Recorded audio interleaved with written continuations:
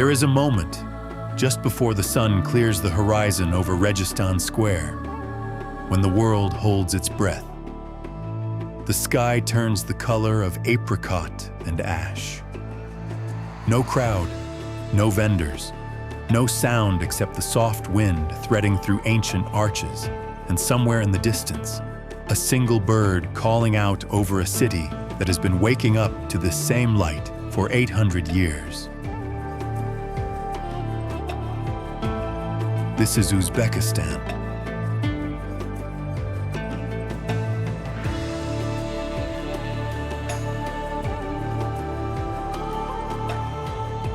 A country where the Silk Road was not a metaphor but a living artery, where the past is not preserved behind glass.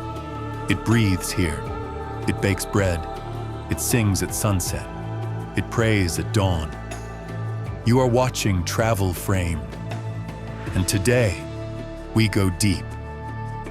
From Samarkand to Khiva, from the mountains of heaven to the edge of the Aral Sea. One extraordinary country.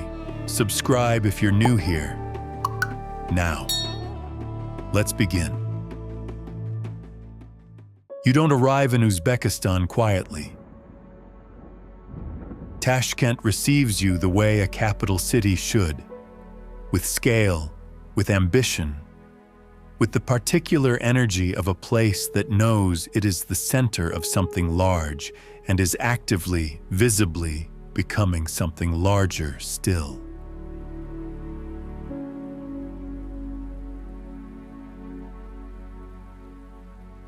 The city surprises you from the air.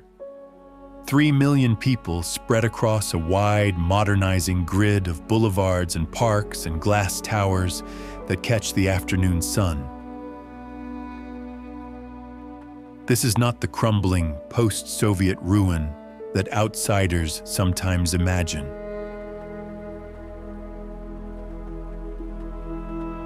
Tashkent has been rebuilding itself with intention and speed since independence in 1991, and the results are visible everywhere you look. In the gleaming facades of the new financial district, in the manicured parks that run through the city center, in the scale of the public spaces that feel designed not for function alone, but for pride.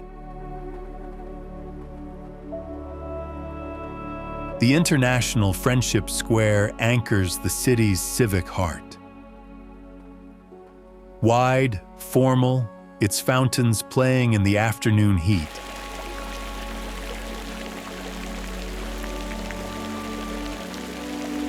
Its proportions built for the kind of public gathering that capitals require.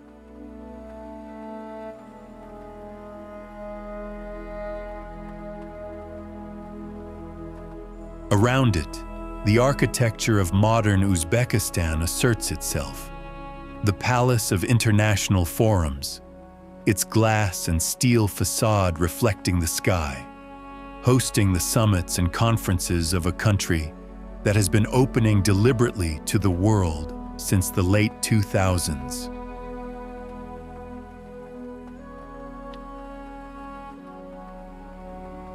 Walk south toward the Amir Temur Monument, and the city takes on a different register.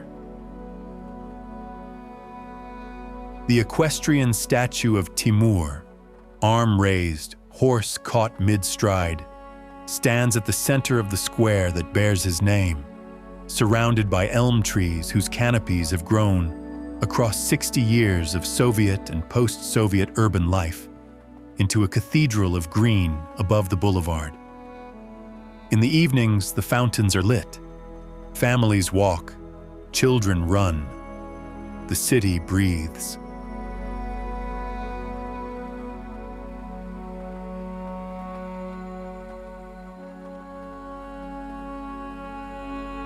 The deepest weight in Tashkent stands in the old city quarter, away from the modern boulevards. Hazrati Imam, the mosque complex that serves as the religious center of Uzbekistan's Islamic establishment,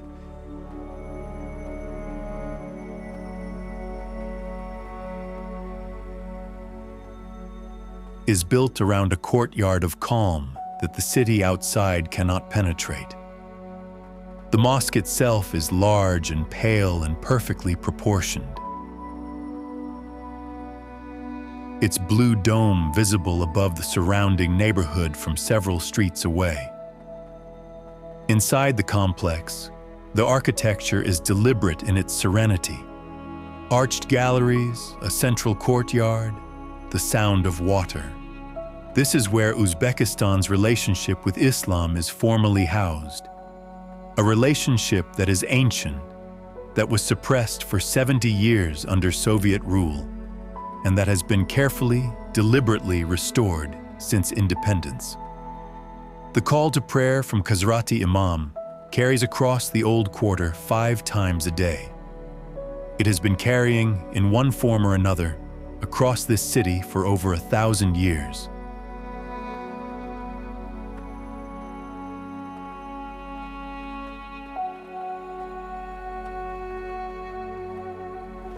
At night, Tashkent transforms completely.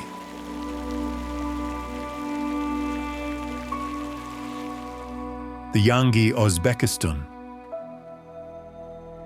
New Uzbekistan Park, is where the city comes to celebrate itself after dark.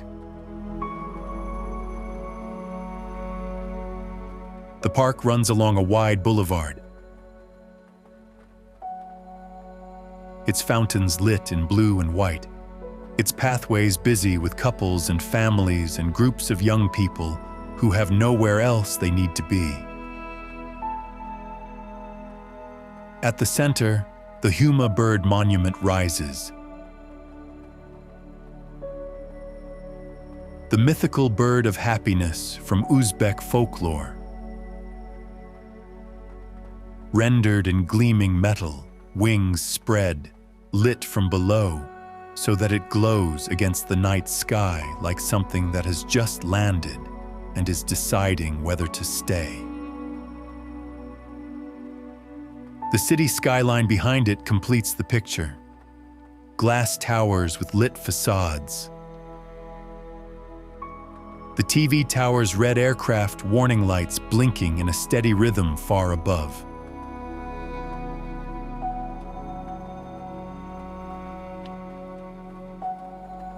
The IT park complex, modern and illuminated, representing the Uzbekistan that is being built right now, a country investing in technology, in education, in the industries of the future, rather than only preserving the monuments of the past.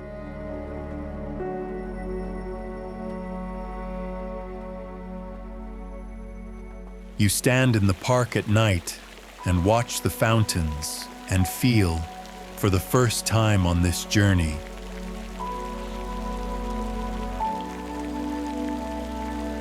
the present tense of Uzbekistan. Not the medieval past, not the Soviet interruption, but the country as it is right now. Young, ambitious, proud, and moving. This is where the journey begins. There are cities that were built to impress. And then there is Samarkand, a city that was built to overwhelm.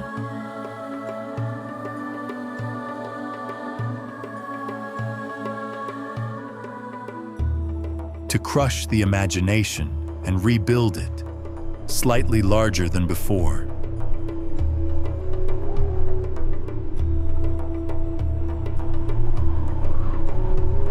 You arrive by high-speed train from Tashkent. The journey taking just over 2 hours across the flat agricultural plain of the Registan Valley.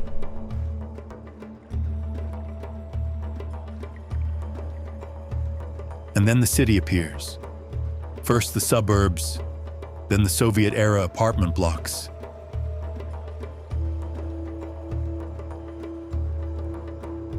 Then, rising above everything, the turquoise domes. Even from the train window, even before you have stepped onto the platform, even from a moving vehicle at distance, the domes stop you. Nothing prepares you. The scale of Registan Square is the first thing that defeats your expectations. You have seen photographs. You have watched other videos. You think you understand the dimensions. And then you walk through the entrance arch, and the square opens before you, nearly 100 meters across, perhaps 80 meters deep. And the three madrasas close in from three sides. And the geometry of the place reaches into your chest and does something unexpected.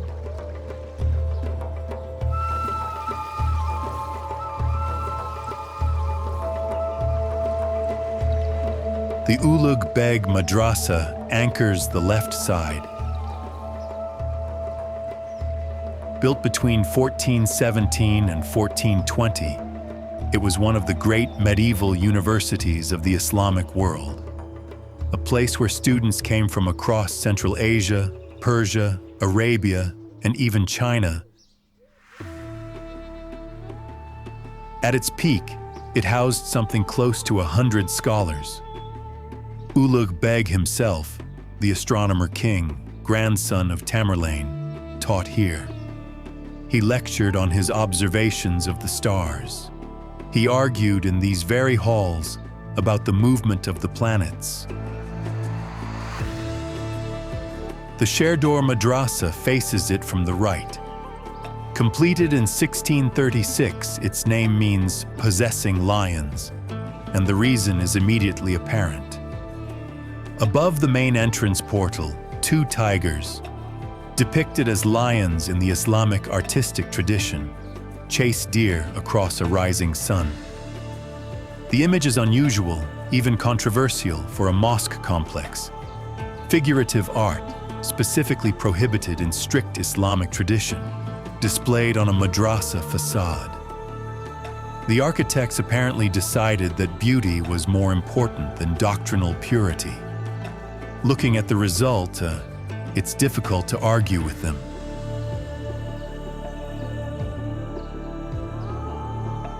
At the center stands the Tilakari Madrasa.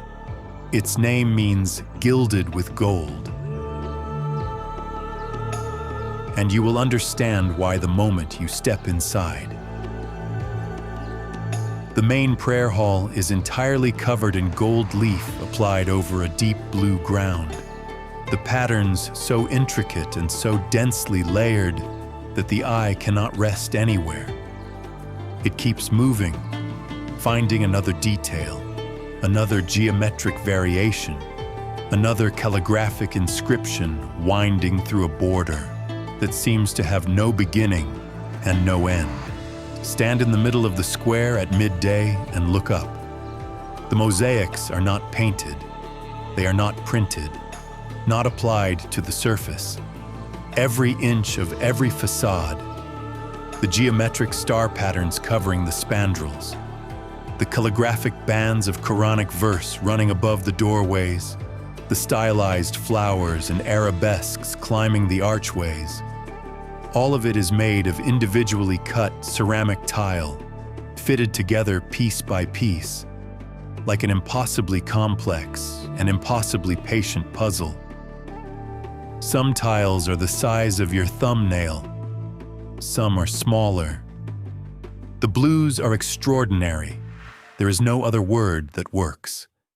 Lapis lazuli blue, cobalt blue, turquoise fading into cerulean, the color of deep water on a clear day, of the sky in the precise moment between twilight and full dark, of something your eye cannot quite rest on, because it keeps shifting as the light moves across the surface.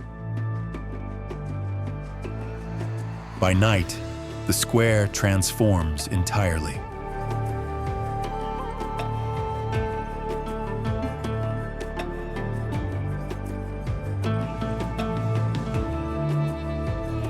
The city has installed a state-of-the-art projection mapping system that covers all 3 madrasas simultaneously, turning their facades into living screens.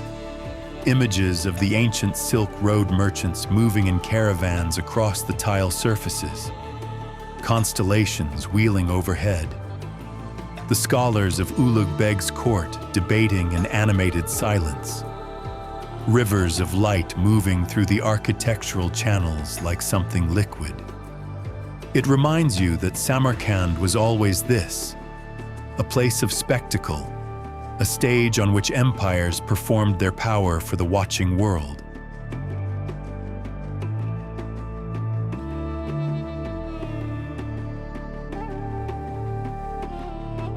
Ulugh Beg himself, the mathematician king who ruled Samarkand in the first half of the 15th century, built an observatory just outside the city where he and his team calculated the length of the solar year to within a fraction of a minute of what modern science would later confirm. They did this without telescopes, with a quadrant 60 meters in radius cut into the living rock of a hill, and with the naked human eye, night after night, year after year. He was also, eventually, assassinated by his own son. Power and brilliance in Samarkand have always been tangled together in ways that resist comfortable resolution. Walk east from Registan, and the noise of the square falls away. You are approaching Shah-e-Zinda, the Avenue of the Living King, a necropolis, a city of the dead, but named for a legend. Qusam ibn Abbas, cousin of the Prophet Muhammad, is said to have descended into a well beneath the earth after being attacked, where he is believed to still live. The Islamic tradition calls this state Hayy, alive. Qusam ibn Abbas is the living king. His shrine is at the far end of the avenue. People travel from across Central Asia to pray here. The avenue consists of approximately 20 mausoleums, arranged on either side of a rising stone staircase, built between the 11th and 15th centuries. Each one is covered in its own individual tile work. No two are the same. One is entirely turquoise and white geometric latticework, so fine it looks like lacework in ceramic. Another is deep indigo, inlaid with golden Arabic calligraphy. A third is powder blue and cream, with tile so precisely applied, it looks like painted porcelain. You walk slowly. There is no other pace the place allows. Old women in bright ikat-pattern robes press their foreheads to the walls of the mausoleums and move their lips in prayer. Shah-e-Zinda is not a museum. It is a functioning sacred site and a place of active daily pilgrimage, and the devotion here is not performed for visitors. It is simply happening, as it has been happening for 7 centuries.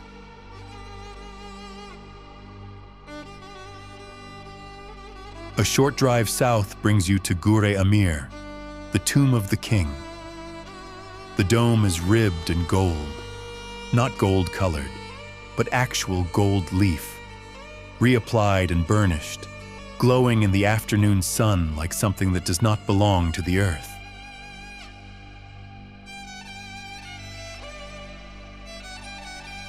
Inside, cool and dim, at the center of the room, a single slab of dark green nephrite jade, the largest single piece of jade in the world. And beneath it, or so tradition holds, the remains of Timur ibn Taragai Barlas.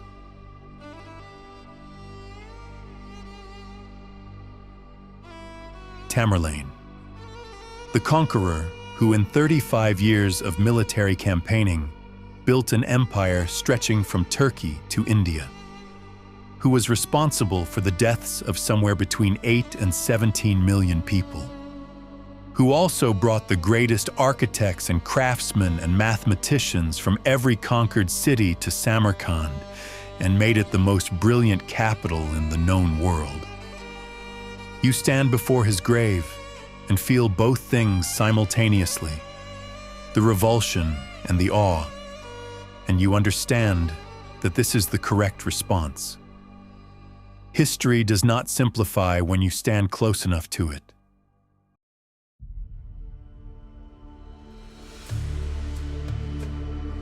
From the tomb, the sound of the city calls you back. Siab Bazaar, sprawling in the shadow of the Bibi Kanyam Mosque ruins. The enormous mosque Tamerlane built for his senior wife, so hastily constructed in his impatience that it began crumbling almost before completion. The ruins, vast, melancholy, the cracked portal arch, still 40 meters high against the sky, are a monument to impatience as much as to ambition. The bazaar beneath them is not ruined. It is more alive than anything else in the city. Pyramids of dried apricots, vendors cracking walnuts fresh, the smell of samsa from clay ovens, women in purple silk haggling over saffron, the flat rounds of naan bread, warm from the tandoor, stacked in towers on wooden boards. Buy some. Eat it standing in the middle of the market. This is not a lesser activity than visiting the monuments. This is the same activity. Before leaving Samarkand, climb the hill above the city to Hazrat Khizr Mosque. It stands on a raised terrace, its blue and white facade overlooking the valley below. Believers have prayed on this hill since the 8th century, long before the great madrasas were built, long before Tamerlane's empire existed. A short distance away lies Boki Shahar, the Eternal City. This ancient necropolis sits quietly beyond the tourist circuit, its graves and shrines accumulating across centuries without fanfare. Not a monument, not a museum, just the place where Samarkand has always buried its own, generation after generation, in the same ground. From the epicenter of empire, the road runs west, 3 hours across the flat agricultural plain, through fields of cotton and wheat and melon, through a landscape that feels both ancient and recently disrupted, still finding its shape after the upheavals of the last century. And then you arrive in Bukhara. Bukhara is the city that survived. That is its defining quality, more than any single monument. It has been conquered by Alexander the Great. It was the capital of the Samanid dynasty, the city where Ibn Sina was born in 980 CE, who would become Avicenna in the Western tradition, whose canon of medicine would shape European medical education for 6 centuries. It was burned to the ground by Genghis Khan in 1220. It was ruled by Arab caliphs, Persian shahs, Uzbek khans, Russian czars, and Soviet commissars. It has been sacked and taxed and collectivized and touristed.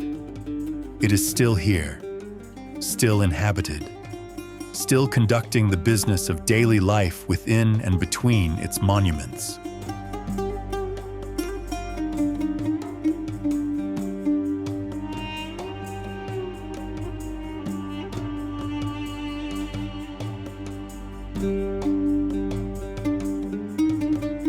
Walk into it without a map.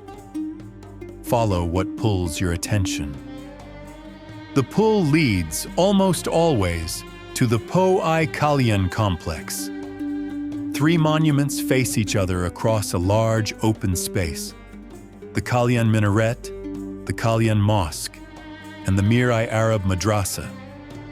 Together they form an ensemble of such proportional rightness that your eye moves between them without friction, each element completing the others, the whole composition settling into your vision as if it has always been there.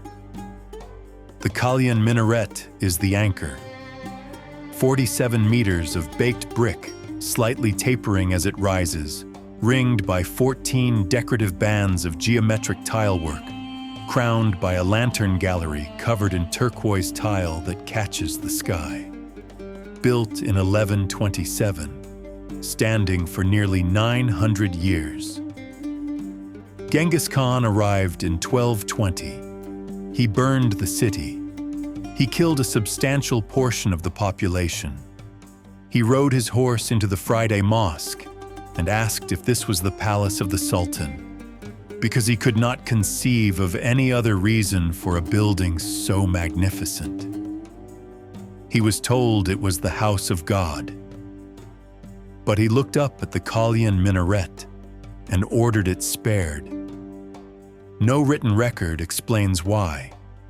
The Mongols spared very little. Whatever Genghis Khan saw in it, its verticality, its singular ambition, its usefulness, something else entirely. The result is that you can see it today in nearly its original form, 9 centuries after it was built. The Kalyan Mosque beside it holds 10,000 worshippers in its courtyard. On Fridays, it does. You hear the azan rolling out from the lantern gallery above and understand immediately why they built towers this tall in a flat desert city.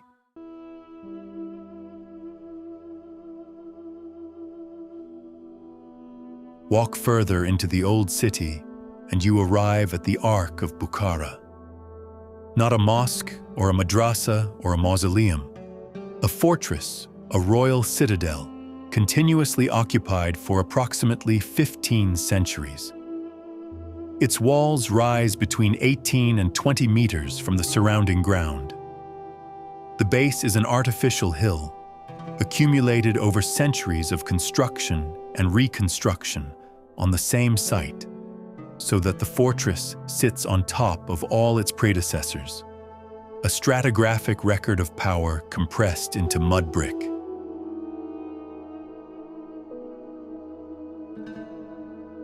Come down from the fortress and follow the sound of water.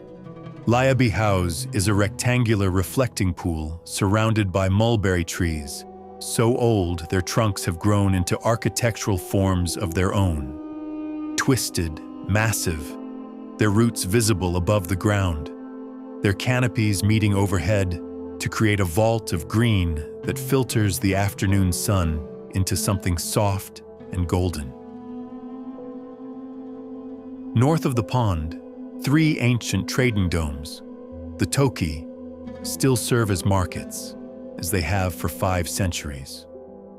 Vaulted brick structures at street intersections, light entering through small oculi at the crown, falling in shifting shafts across the merchandise below. A silk weaver explains the ikat process. The threads, silk in the finest examples, are tied in complex patterns before the dye bath. The ties resist the dye, creating pattern on the thread itself. When woven, the color bleeds slightly at the edges of each motif, creating the characteristic soft focus quality of ikat, precise and slightly blurred, like a memory of a pattern rather than the pattern itself. No 2 pieces are identical. Before you leave, walk away from the tourist circuit. Walk into the residential streets. Follow them until you reach a small, dusty square. And there, at its center, Chor Minor, the 4 minarets. Built in 1807 by a wealthy merchant as a gatehouse for a complex that has almost entirely disappeared. 4 slender minarets rise from a small domed building, each finished differently at the top, each one slightly individual, as if four craftsmen interpreted the same brief in their own ways. Storks have nested on top for as long as anyone can remember. In spring, they return from Africa and India and take up residence again, as they have every year, as their parents did, as their grandparents did. You stand in the small square and feel something more intimate than you felt at Registan or Shah-e-Zinda. More human-scaled.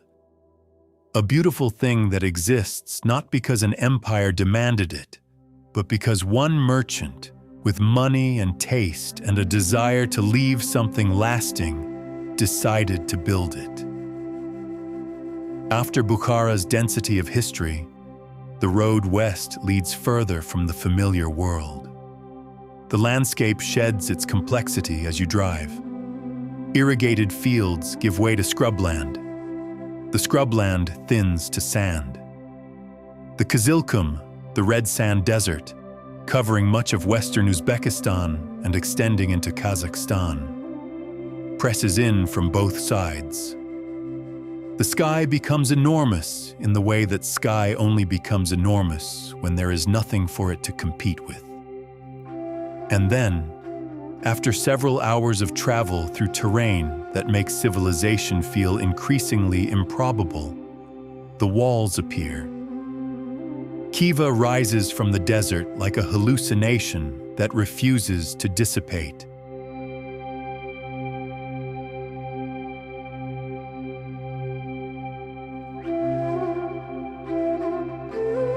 The Ichan Kala, the inner-walled city, is enclosed on all sides by mud brick walls between 2 and 8 meters thick, rising 6 to 10 meters high, running approximately 2 kilometers in a rough rectangle.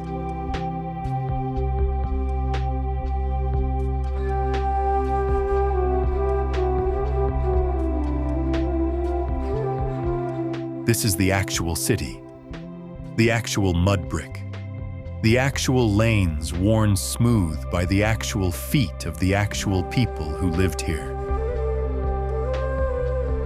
The lanes are narrow and sandy, not widened for vehicles because vehicles are not welcome here. The buildings that line them are all made of the same sun-baked tan mud brick as the walls and the desert beyond. Khiva didn't impose itself on the desert. It grew from it, in the desert's colors, of the desert's substance, and the result is a city that looks as if it was exhaled by the surrounding landscape rather than built by human hands. The first landmark you encounter, unavoidable, is the Kalta Minor Minaret.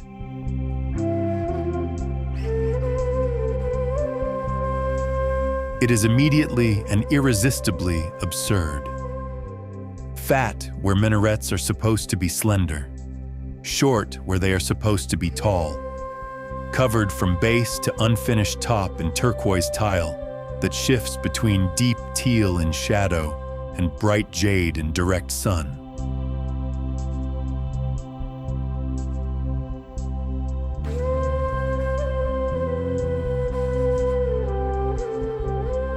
Without ever reaching the lantern gallery that should crown it. Construction began in 1851, when Khan Muhammad Amin imagined a minaret so tall that from its summit, a man could look across the Kizilkum all the way to Bukhara. He died in 1855, before completion. Construction stopped. The minaret reached 26 meters, roughly half the planned height, and there it has remained. Incomplete, orphaned, absolutely perfect.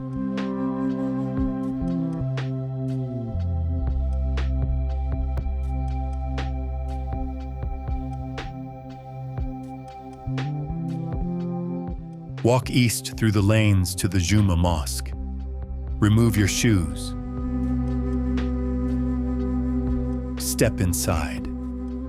Stop. The interior is a forest. 213 wooden pillars support the ceiling, filling the prayer hall in a grid that stretches, in the low light, in every direction, further than your eye can comfortably resolve. Each pillar is hand-carved. Each carving is different.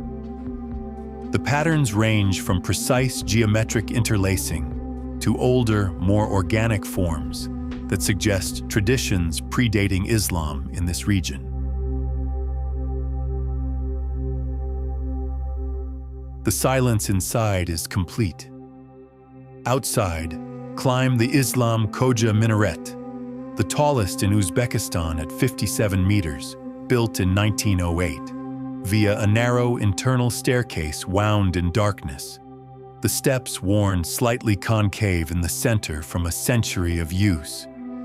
Emerge at the top into the full blast of the Central Asian sun. The entire Ichan Kala spreads below. The mud brick rooftops, the blue domes, the squat cylinder of the Kalta Minor, the courtyard gardens, and beyond the walls in every direction, without interruption, the desert. The Kizilkum extending to every horizon, flat and ochre and immense, broken only by the thin silver thread of an irrigation canal catching the light in the middle distance.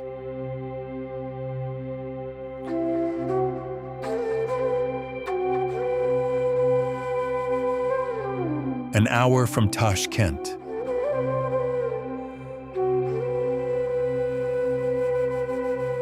The flat plain ends and the world goes vertical.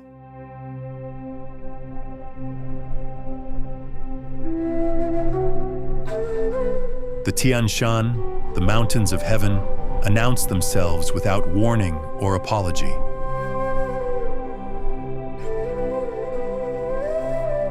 One moment, the road runs flat through agricultural land, cotton fields and melon orchards, and the long, straight lines of irrigation canals. The next, the ridgelines fill the windshield, green and steep and rising into cloud. The air changes before anything else, a coolness threading in, carrying pine resin and cold water and the clean, particular quality of altitude.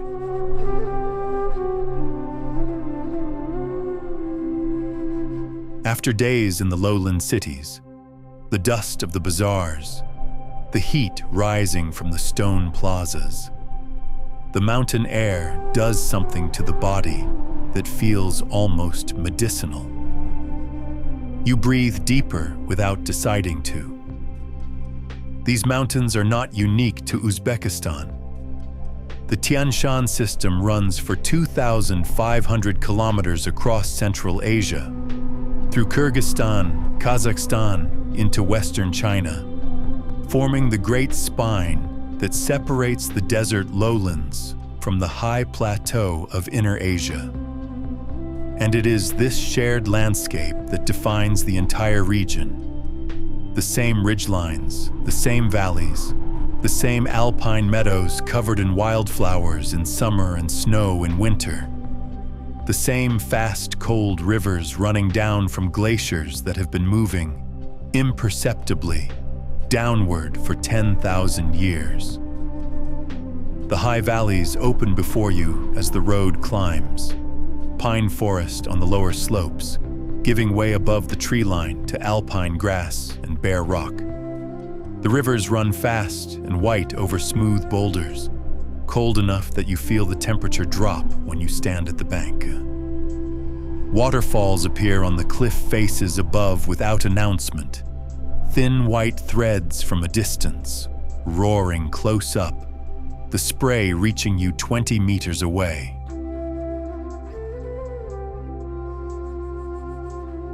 In the meadows, yurt camps.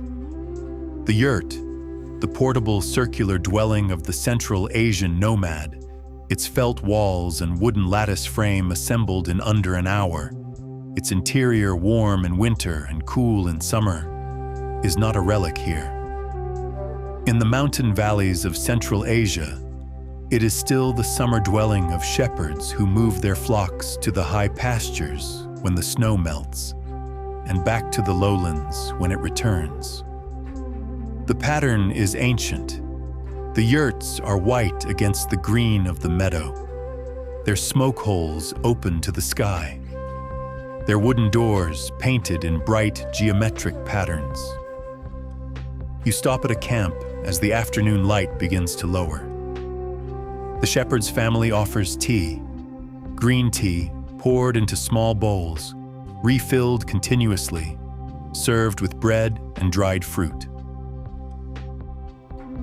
The lakes of the Central Asian mountains are their own category of beauty. Issyk-Kul, the great mountain lake of the region, across the border in Kyrgyzstan, but visible from Uzbekistan's eastern ridges, stretches 180 kilometers through a mountain valley, its water a deep blue that shifts toward turquoise in the shallows. It sits at 1,600 meters altitude, ringed by peaks that exceed 4,000 meters, and it does not freeze in winter despite the temperatures around it, warmed by geothermal activity beneath, earning its Kyrgyz name, the warm lake. You stand at its shore and watch the light change on the water. In the morning, the surface is still and the reflections of the peaks are perfect. By afternoon, the wind picks up and the water moves in long swells that catch the sun in fragments. By evening, the color deepens toward indigo, the mountains behind it turning pink, then rose, then gray as the light finally fails.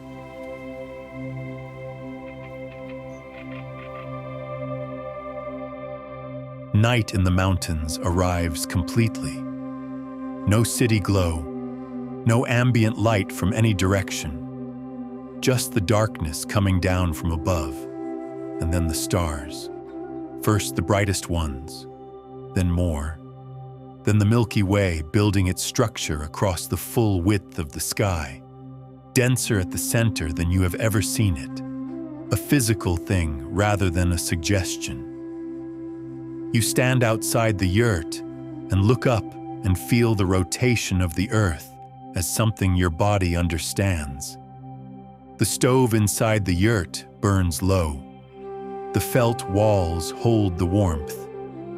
Somewhere on the hillside above, the flock is settled, the dogs circling, the mountains remain. There's a part of Uzbekistan that the desert chapters cannot prepare you for.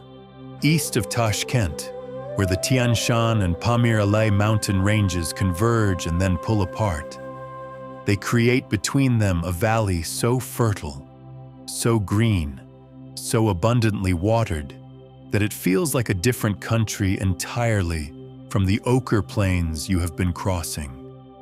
The Fergana Valley, 300 kilometers long, 100 kilometers wide, cradled on three sides by mountain walls that exceed 4,000 meters, their peaks catching the moisture that crosses Central Asia and releasing it as snow that melts slowly through spring and summer into the rivers below.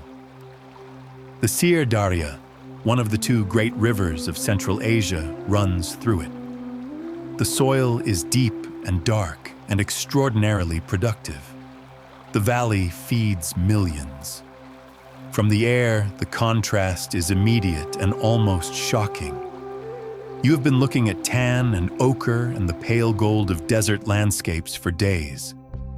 And then the Fergana Valley opens below you, a vast green basin, its fields divided into neat rectangles of cultivation, its irrigation channels catching the light in silver threads, its villages half hidden in the orchards that surround them.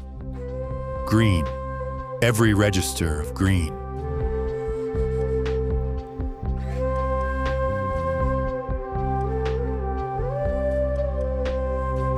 The road from Tashkent descends into the valley through the mountains, and the descent itself is a revelation. The Pskem River runs below the road, Vast, cold, clear, fed by snowmelt from the ranges above, cutting through a gorge whose walls rise steeply on both sides. You follow it down, the river always audible, sometimes visible through the trees, its sound constant and clean. Then the valley opens.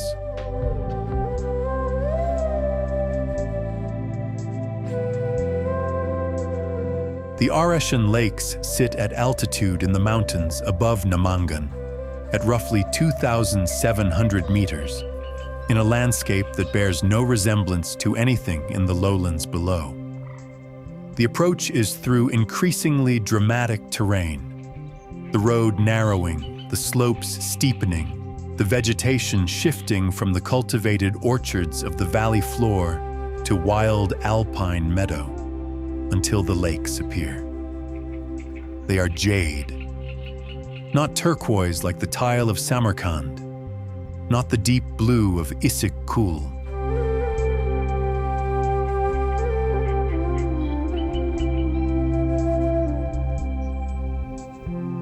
Jade, a particular green that comes from the mineral content of glacial meltwater, from the specific geology of these particular mountains, from a combination of factors that cannot be replicated elsewhere, and produces a color that you will not find anywhere else in Uzbekistan. The water is still. The surface reflects the surrounding peaks with a precision that makes the reflection seem more real than the mountains above it. The silence at this altitude is complete. No traffic, no machinery, no human noise of any kind. Just the occasional sound of water moving over rock somewhere nearby, and the wind in the alpine grass, and the distant call of a bird you cannot identify. Lake Urungach sits lower in the same mountain system, more accessible, more visited, but no less extraordinary. Its water is the same impossible jade, its shoreline rocky and steep, its surface catching the light differently at every hour. Camping tourists pitch tents at the water's edge. The lake does not seem to notice. It has been here long before the tents and will be here long after. From the shore of Urungach, look up. The mountain walls rise on every side, wild rocky slopes, patches of green meadow clinging to the lower gradients, bare rock above the tree line, and above that the sky. No roads visible, no buildings, no indication of the valley below, the cities, the irrigation systems, the millions of people living their lives at lower altitude. Up here, the landscape is entirely indifferent to all of it.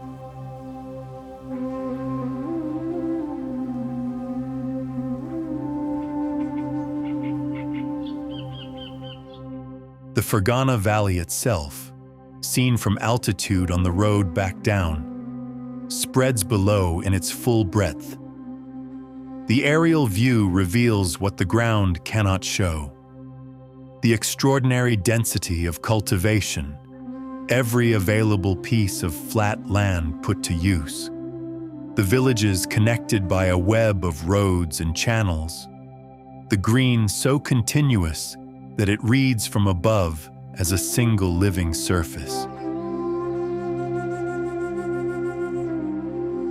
Water, life, the thing the desert most desires, here in abundance. The mountains give it freely, the valley receives it and grows.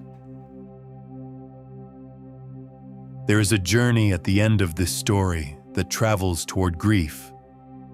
Northwest of Bukhara, the road pushes into terrain that grows progressively more desolate.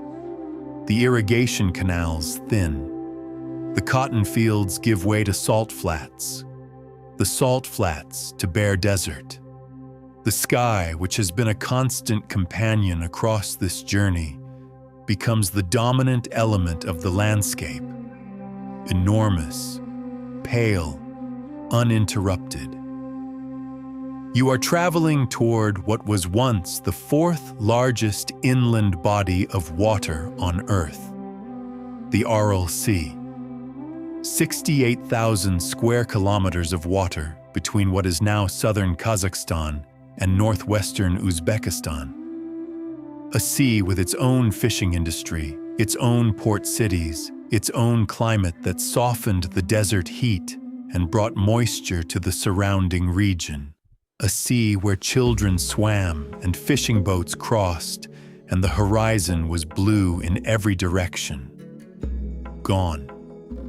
Within a single human lifetime. The decision was made in the 1950s in Moscow.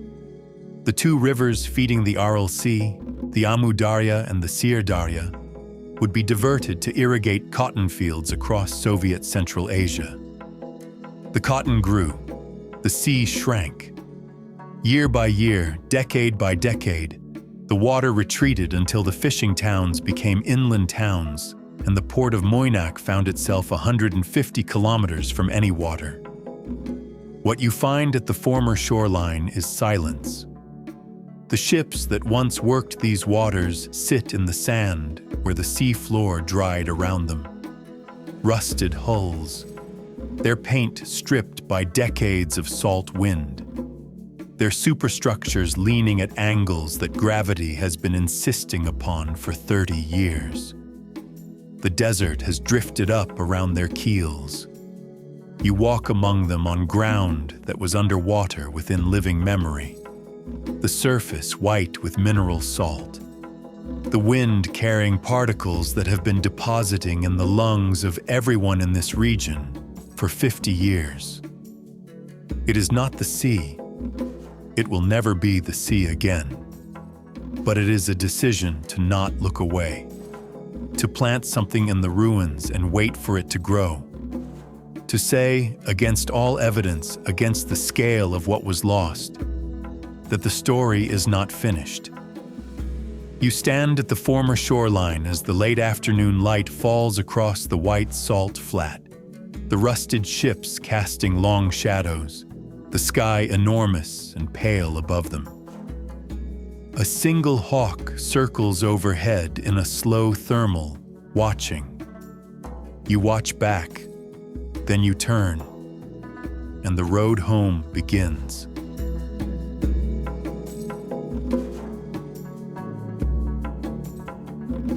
This journey has taken us from the epicenter of a medieval empire to the dried bed of a lost sea. From mountains where the air runs thin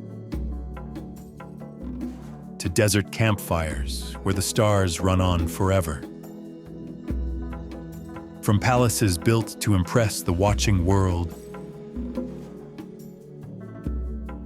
to a single reflecting pool in Bukhara, where old men still sit under the mulberry trees, and the doves still wheel, and the afternoon still passes at exactly the same speed it always has. We have seen beauty that should not be able to survive in this heat and this distance from anywhere. And we have seen devastation that deserves far more response from the wider world than it has received. What we carry with us is both. The turquoise and the rust. The feast and the silence. The star-filled night and the salt white morning. The gold dome that catches the sun and the lighthouse that went dark 50 years ago and has not been relit. That is the gift of a place that will not let you be simple about it. If this film has opened something, a curiosity, a question, a desire to board a train and see these walls with your own eyes, in your own light, in your own silence, then it has done its work. Subscribe to Travel Framed. Turn on notifications. We are always moving, always looking, always trying to understand this world one frame at a time. Thank you for watching. Thank you for traveling with us.